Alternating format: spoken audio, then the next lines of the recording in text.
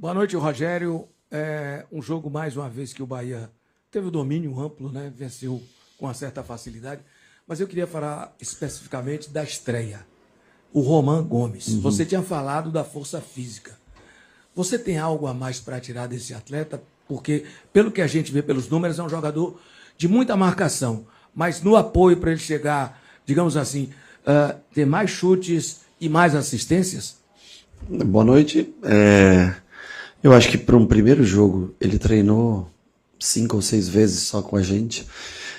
Claro que hoje, no jogo de hoje, pelo que o jogo ofereceu, ele precisou ser mais ofensivo para a gente ter mais um jogador ajudando o Michel, que não é um ponta de origem, ajudando daquele lado. Ele defensivamente é um cara que entrega tudo, você vê, final do jogo, o cara levanta a chuteira, ele põe a cabeça, vai até o fim. Ou seja, a gente precisa de alma, coração, eu acho que isso é importante também. E com o passar do tempo, nem eu conheço todo o potencial do jogador numa semana, né? Mas tenho certeza que com o passar do tempo nós vamos conhecendo cada vez mais, pedindo cada vez mais coisas e mostrando os detalhes, os detalhes mais, os menores detalhes para ele, né? Mas é um jogador que aporta no ataque. É que nós não temos. O Juan Pablo não é um 9 de área, assim, né? Hoje jogamos com o Juan Pablo e Cauli mais à frente. Então, mesmo a chegada pelo fundo, para ele, para cruzamento, nós não temos essa referência na área. Mas é algo que você tem que trabalhar no dia a dia, ter mais treinamentos para que ele jogue. Mas eu achei que foi uma boa estreia. Se entregou, se dedicou, fez até um lance muito bonito no primeiro tempo, driblou 2, 3 jogadores e construiu a frente. Não é fácil também para um jogador, outro país, chegar aqui em 5 treinamentos, 6 treinamentos, se colocar, né, à disposição com toda a qualidade que ele tem. Eu espero que com o passar do tempo cada vez mais ele evolua, mas foi uma boa estreia. Boa noite, Rogério. Parabéns pelo triunfo. Você tem constantemente elogiado os garotos que têm começado o Campeonato Baiano. O torcedor também visivelmente encantado com o trabalho que eles vêm realizando, mas o Bahia tem um jogo importante na terça-feira primeiro e depois no final de semana tem um clássico contra o Vitória. Eu queria saber se esse início encantador desses garotos muda o planejamento para um clássico importante contra o Vitória e se você acredita que tem condição desses garotos entrarem em campos, caso o Vitória coloque o principal. Bom, eu sempre penso que nós temos que ver os melhores jogadores que nós temos e eu acho que hoje para mim importante era dar ritmo para esses jogadores que também nós não fizemos nenhum jogo treino nesse espaço de tempo. Então, natural que eles estivessem um pouco mais cansados, um pouco menos de intensidade, apesar de ter a bola praticamente todo o jogo, ter o controle do jogo, né? Então, assim, os meninos jogaram 2 jogos em 4 dias. Estavam também, a maioria deles, muito cansados. O Cauê Filquim, por exemplo, jogou os 180 minutos dos 2 jogos, né? Del jogou grande parte deles. O Juan Pablo, que entrou hoje jogando, também jogou boa parte deles. E nós vamos observando a cada dia. Com certeza pode ter, muitos deles podem estar no jogo contra o Vitória no final de semana que vem. Antes nós temos o Barcelona na terça-feira aqui, são jogos de 3 em 3 dias, fizemos uma programação para sempre dar um dia de folga para alguns e trabalhamos os outros. Amanhã não será diferente, voltamos a treinar, os que jogaram hoje acabam descansando no dia de amanhã. Terça-feira trabalhamos também pela manhã com um grupo, outro grupo vem para o jogo e assim a gente tenta, para 30 e tantos jogadores, administrar esse número de jogadores. Rogério, boa noite. Eu queria saber de você sobre a integração entre os jovens jogadores e o elenco principal. Você falou na primeira coletiva do ano contra o Jequié que você, nesse ano de 2026, iria trabalhar com um grupo um pouco maior, né? Em média 30 jogadores. 5, 6, um pouco mais, né, do que você trabalhou nas últimas 2 temporadas. Hoje, no segundo tempo, a gente viu uma integração um pouco maior, né? Você colocou alguns garotos que jogaram os 2 primeiros jogos para atuar ali com os profissionais. Eu quero saber de você como é que você visa fazer essa integração ao longo do ano. Bom, eu tento ao máximo aproximá-los da equipe profissional, trabalhar com eles todos os dias. É lógico que com o passar do tempo você não vai conseguir ter tantos jogadores da base assim, mesmo porque eles também têm campeonatos ainda, sub-20, sub-17, alguns para jogar. E podem. A vantagem de você manter garotos assim é que eles não perdem ritmo, porque você pode colocar em série no sub-17, em série no sub-20 para jogar. Então, vamos ter uma convocação. Nós temos um elenco de 21, 22 jogadores, né, profissionais. Vai ter um jogo do sub-20, eles trabalham com a gente, podem descer, jogar, voltar a trabalhar no outro dia. Então, acho que essa integração não é só o fato de você botar o menino para jogar. Ele poder estar convivendo, olhando, participando. Você vê, nós temos aí no mínimo 5, 6 jogadores que se destacaram, né, nessa idade para estar junto com a gente. E sempre que precisarmos, quando dá uma folga para um grupo, eles podem estar trabalhando trabalhos espelhados como profissional para estarem cada vez mais prontos. Você ter o garoto não quer dizer que ele tem que ser titular ou jogar o Campeonato Brasileiro, tudo. Ele pode estar ali e hora ou outra entrando, ter minutos, né? Mais uma vez Cauê entrou bem. O Juan Pablo hoje um pouquinho, nós precisamos trabalhar nessa posição que é substituindo mais ou menos o Thiago, trabalhar um pouquinho mais com ele, quando defesas em linha baixa, né, defende, ele sofre um pouquinho, quando tem espaço é bom para ele. Del também entrou mais uma vez no jogo, o David entrou mais uma vez no jogo. Hoje achei até um pouquinho ansiosos eles acabaram perdendo algumas posses de bola, mas é a experiência que eles vão ganhar com o passar do tempo. E amanhã também a gente já começa, o Kiki começa a treinar já com a gente no campo também, e a gente poder avaliar esse jogador. Boa noite, Rogério. É um campeonato brasileiro que já está na porta, né? No final do mês você já tem uma estreia contra a equipe do Corinthians. Hoje você pode utilizar alguns atletas dessa equipe principal. Qual é a ideia de preparação, Rogério? Agora com o Barcelona, com o Vitória, o que é que pode ser feito com atletas que ainda até não jogaram na temporada para estrear no campeonato, quem sabe com um pouco mais de ritmo? Nós vamos jogar com agora esse time que iniciou hoje, continua treinando a semana, o outro time que ficou hoje descansando e treinou durante toda a semana, volta a treinar amanhã e a gente mescla com os garotos de novo, né, o outro time, para poder dar minutagem para cada um, não ter lesão, não ter um excesso de minutagem para cada jogador, para que a gente não possa não estar aqui reclamando tanto, né, em determinado momento da temporada de desgaste, né. Então assim, sempre rodando o elenco, preservando, tentando dar minutagem, independente do placar do jogo. Eu acho que nós temos que sempre puxar o jogo, porque é uma época de treinamento, nós não tivemos amistosos, então esses jogos são considerados, além dos pontos que geram, mas são considerados jogos para você treinar a equipe, para que eles se treinem a parte física, a parte tática, a parte técnica do jogo, que eles possam treinar. Então nós vamos dar continuidade nesse processo, provavelmente, não diria para você como nos outros anos, até fevereiro ou março, porque entram campeonatos importantes e entra uma pré-Libertadores em meio a campeonato brasileiro.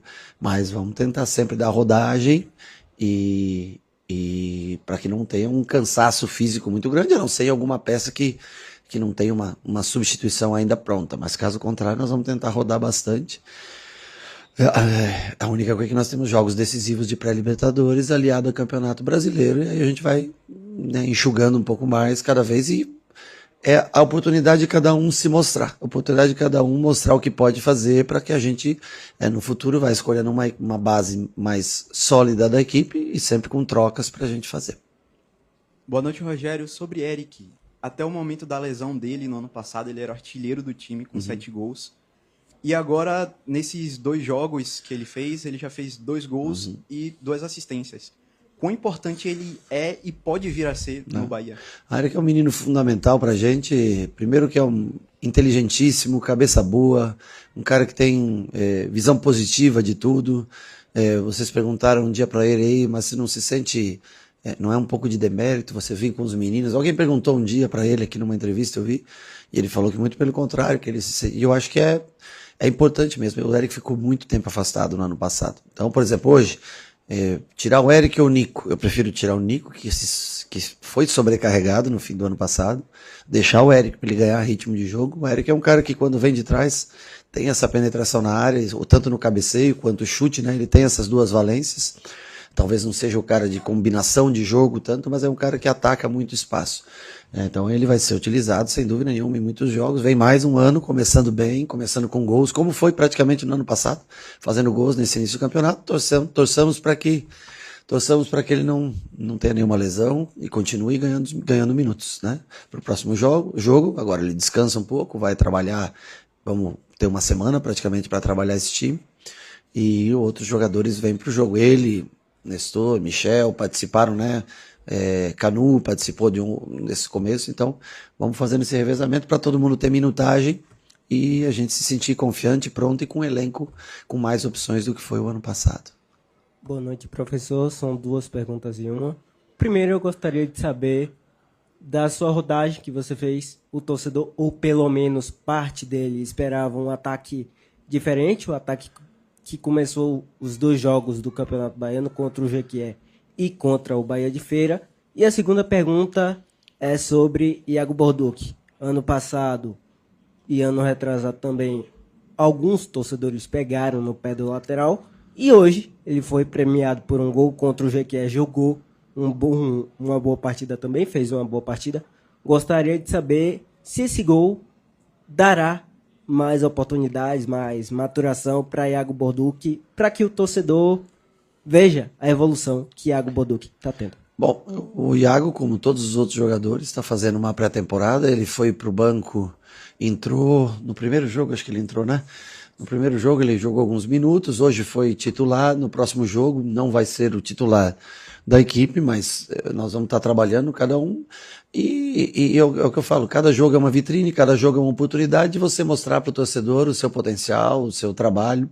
Hoje ele começou até errando alguns passes, depois melhorou bastante no jogo, fez um gol de perna direita, chegando ao ataque, né, atacando, e ele tem uma característica diferente da do Juba, né, é um jogador de ataque ao espaço e não de construção, como o Juba normalmente a gente tem utilizado, e aproveitou bem no dia de hoje os minutos que teve em campo. A tua primeira pergunta sobre o ataque, bom, esse ataque jogou, o que eu acabei de dizer, os meninos também cansam, não é porque eles são jovens, né, então eu tenho que pensar em risco de lesão e tudo para eles. Era o dia nós já tínhamos pré-determinado essa parte até terça-feira da nossa pré-temporada como seria, a partir de quarta nós vamos pensar aí já em jogo de Vitória, jogo de Corinthians na mesma semana, depois a gente volta contra, acho que é o Porto, eu não lembro, e depois aí é Fluminense, aí nós vamos começar a pensar melhor, mas a nossa programação até terça-feira estava fechada com 2 jogos para o Sub-20, ou quase na sua maioria sub-20, para esse jogo com uma equipe, o jogo próximo com outra equipe, e aí nós vamos analisar também a condição física de cada um para começar a fazer o que é necessário quando desce o início do Campeonato Brasileiro. Então, assim, botar 3 jogos seguidos de 3 em 3 dias, os 3 meninos provavelmente hoje iriam cair de produção e correr um risco de lesão também muito maior. Se não é o time, logicamente, em tese, se você tem Ademir, por exemplo, não é o Michel que vai iniciar aberto por fora, mas hoje eu preciso de treinamento para esses jogadores. Então, mesmo que não seja a opção que eu mais quero naquela função, mas eu tenho que dar minutos de que eles joguem no limite, joguem na parte máxima deles de desempenho para que todos estejam treinados e prontos para os momentos mais difíceis que vão surgir nessa temporada. Boa noite, Rogério. Tássio Caldas, do BNews Baiana FM. Eu queria que você analisasse um pouquinho a primeira etapa da sua equipe, porque a gente comparando com o que os pivetes já são, os meninos, apresentaram nos 2 primeiros jogos, eles apresentaram um pouco mais de intensidade. Concordo. E jogadas por infiltração. E na primeira etapa do jogo de hoje, com o time que você montou, né, com o Cauli, com o Michel Araújo e outros jogadores no meio campo, eu senti, principalmente com o esquema que o Galícia montou, fechando os espaços pelo meio, eu senti um pouco de dificuldade de criação ofensiva no seu time. Muita posse de bola, mas uma dificuldade na criação ofensiva. O que foi que passou na sua cabeça de montar isso?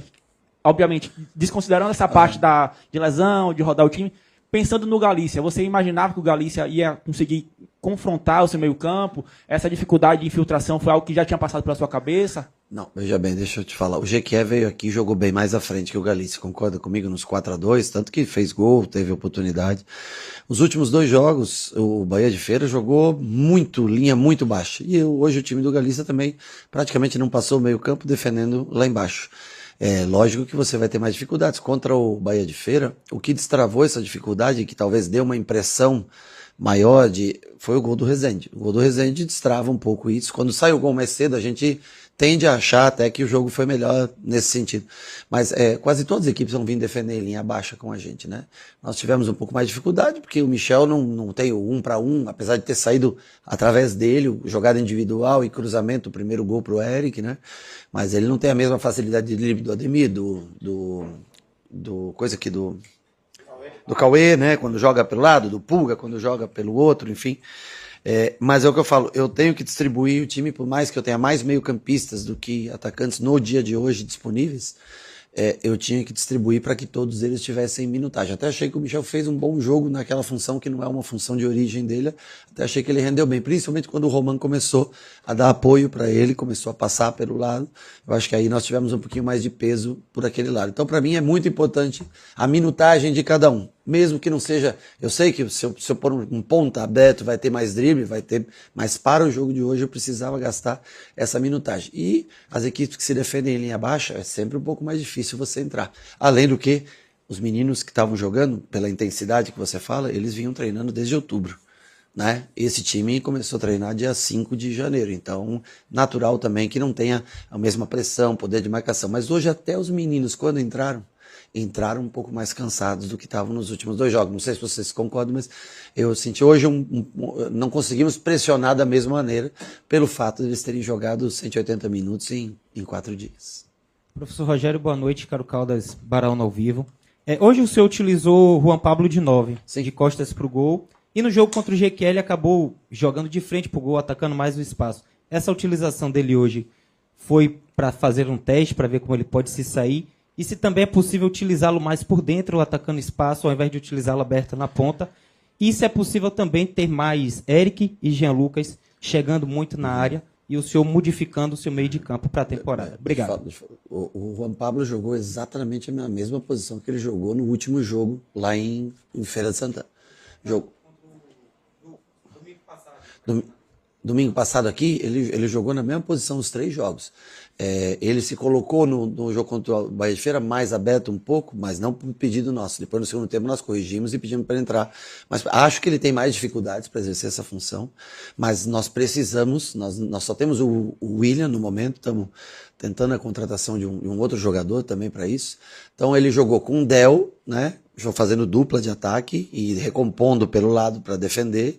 Jogou com o Cauli hoje como dupla de ataque, mas não jogando de costas, sempre jogando de um pouquinho para a esquerda para atacar espaço à frente. Mas ele tem um pouco mais de dificuldades do que receber. Mais do que isso, ele sente mais dificuldades quando o ataque ou a defesa adversária está colada no gol, que ele não tem o principal que eu vejo, que é aquela velocidade, aquela bola que sobrou para o Michel, que ele devia ter dado de primeira para o Juan Pablo já atacar o espaço. Aquilo ele tem de bom, né?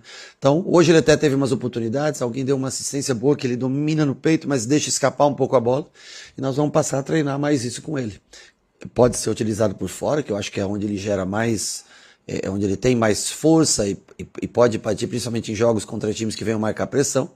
Mas pela necessidade que nós temos no dia de hoje, nós estamos tentando trabalhar com ele nesse sentido. Ele e Del na frente, ele e Cauli, pode ser ele e William, como pode ser também os 2 pontas abertos, com o William de 9, nós estamos tentando. Sobre Eric, você que me perguntou, eu gosto do Eric atacando o espaço.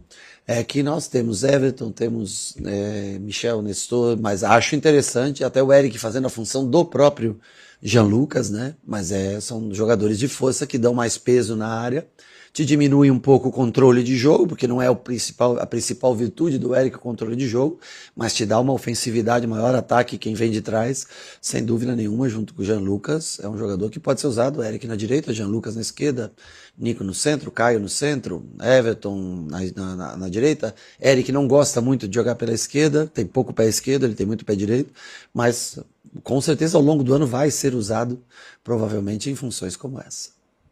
Professor, boa noite. Está muito perto de começar o Campeonato Brasileiro esse ano, que vai ser disputado de janeiro a dezembro.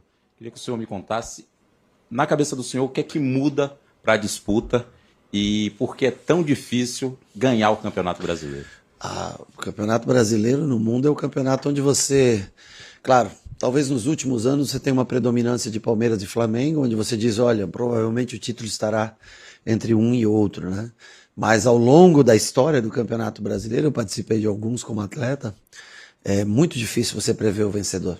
Você é o único campeonato no mundo que você não descarta Cruzeiro, você não descarta, Atlético Mineiro, você não descarta Grêmio, Inter, você não descarta Bahia, você não descarta ninguém com Botafogo, enfim, Vasco, vários times com chance de ser campeão. Por isso é o campeonato mais emocionante. Não estou dizendo que é o melhor campeonato, mas é o mais emocionante do mundo. Então, equipes se reforçam, cada ano aparece, às vezes um mecenas, às vezes um investidor, e vai, que você não espera, e bota, né, jogadores, cada vez os salários ficando mais astronômicos, difíceis, né? Aqui a gente confia muito no trabalho em equipe, no trabalho do time, da coesão do time. Mas o Campeonato Brasileiro é emocionante por isso, não há favoritos. Quer dizer, há talvez 2 que se despontam um pouco mais nos últimos anos, mas você não pode descartar aí, tem 10 times ao menos que se aponta. Duvido que alguém diga assim, não, esse vai ser o G4, ou o G6, ou o G8, ou o Mirassol é o grande exemplo, a surpresa que foi ano passado, todo mundo dizia, vai brigar para não cair, tá? Brigou 4º lugar. O Campeonato Brasileiro é efêmero, é difícil de você prever o resultado final. E aí você vai por cada ano investindo. Grêmio investindo muito, né? Agora, né? Fluminense contratando mais experientes. Red Bull contratando muitos jovens, mas gastando bastante. Flamengo, pontual, mas sempre com contratações grandes, né? Sempre com impacto, né? Palmeiras, mesma coisa, renovando elenco, trocando um, trazendo o outro.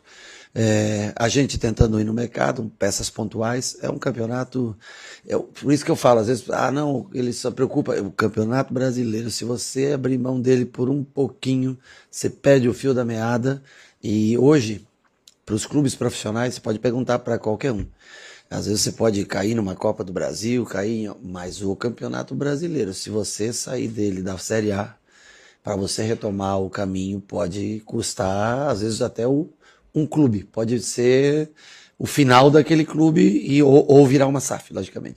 Então, assim, o Campeonato Brasileiro tem que ser, infelizmente, o norte que você tem até dezembro, tentar segurar firme nele, claro, tentar cada vez caminhar mais alto, chegar mais alto, mas não há como você prever quem serão os times que vão estar brigando, quem vão ser os times que estão na frente, atrás. O Campeonato Brasileiro tem que se prestar muita atenção. Se você tirar o olho um pouquinho, você às vezes não recupera mais dentro do Campeonato Brasileiro. Valeu? Boa noite.